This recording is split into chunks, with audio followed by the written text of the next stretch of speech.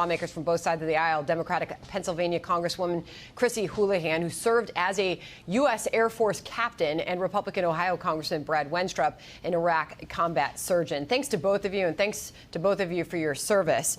Congresswoman, I'll start with you first. I know that you are taking issue first and foremost with the pain so many veterans of this war are feeling as we watch this. What is your mission? What is your message for those people and for those veterans?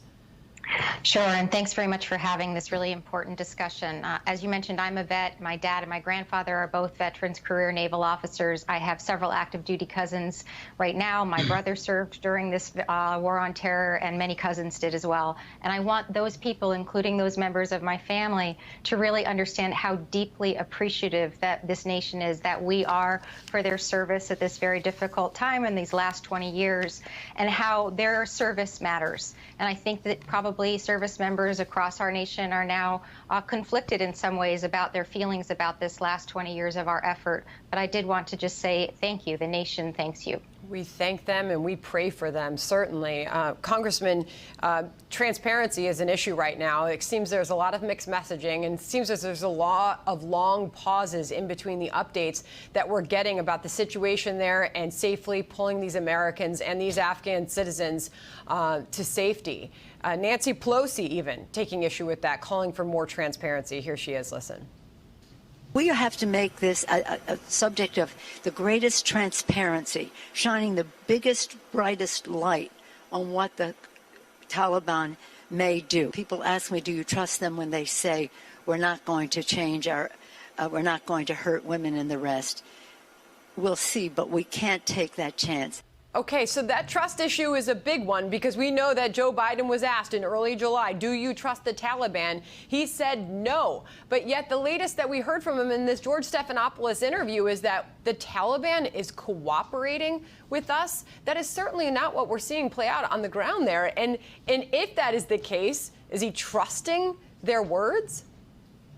Yeah, well, I first also want to thank all those that have served in the last 20 years that have kept America safe, and we have not had a terrorist attack like we had on 9/11. But I do think we need to look back, and we need to look at who said what. You know, what was our intelligence? What did the military advise the president? What types of things were being done? Because you can have a withdrawal in a methodical way, and you have to be prepared for what may happen. And when it comes to the Taliban and trusting them, right now it appears as though we are begging them to allow us to evacuate when they should be begging us to not harm them. And those are the types of conditions that can come with this type of an event. You know, when the U.S. left Vietnam, there was a deal made.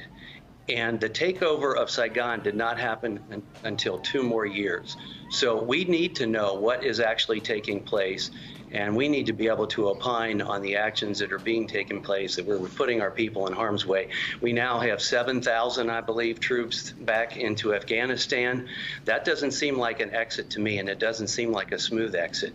If that was part of the original plan to get all of our people and those that support us out, I would agree with that. Congresswoman, as a U.S. Air Force veteran yourself, what did you think when you saw those C-17s taking off? More than 600 Afghans crammed in there. Some of those Afghan citizens who couldn't get on that plane, clinging to the outside of the plane for their lives, some of them dropping to their deaths. How do you think the Biden administration is handling this?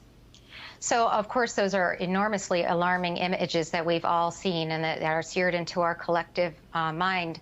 And those images are the things that I would like to have answered, questions that I look forward to hearing briefings both tomorrow and next week. I serve on both the Foreign Affairs Committee and the Armed Services Committee, and I would like to understand how we got here. In addition to being a veteran, I'm also an industrial engineer. Logistics and transportation are some of the things that I specialize in, and I really struggle to understand how we are here. I really struggle to understand the math of how we will get everybody out within the time frames that are being given. And I look forward to the opportunity to press, which is my mission of oversight, to make sure that we all collectively understanding and we collectively have the transparency that we all deserve. It's a powerful message. And finally, I'll play this clip from the most recent interview with President Biden on the advice he says he got from top military brass. If this answers any questions, listen. But your top military advisors weren't against withdrawing on this timeline. They wanted you to keep about 2,500 troops. No, they didn't. It was split. That wasn't true. That wasn't true. They didn't tell you that they wanted troops to stay? No, not in terms of whether we were going to get out in a time frame, all troops. They didn't argue against that. Congressman, that's confusing at the least. Mark Thiessen saying Biden said none of his military advisors pushed back or recommended leaving a residual force in Afghanistan. Not that I can recall, he says. If true, that is a disgrace. If they did and he can't recall, it's 25th Amendment time. Your response to what you just heard? Well, I think that's very concerning. I find it hard to believe, as a military person myself, educated in the military, that they would be willing to just evacuate, and knowing that part of the mission is to get the people out, our Americans, to get Americans out that are there working for non-government organizations, are Americans that work on behalf of the government, and those that have served us so well for 20 years, we need to get them out. So that doesn't make sense. You know, it's, let me sum things up by a text I got from one of the Iraqi interpreters that I worked with in Iraq, who is now a U.S. citizen and a physician here in the United States. He said it's very, very disheartening. The image of American morality is being tested and is not doing well so far.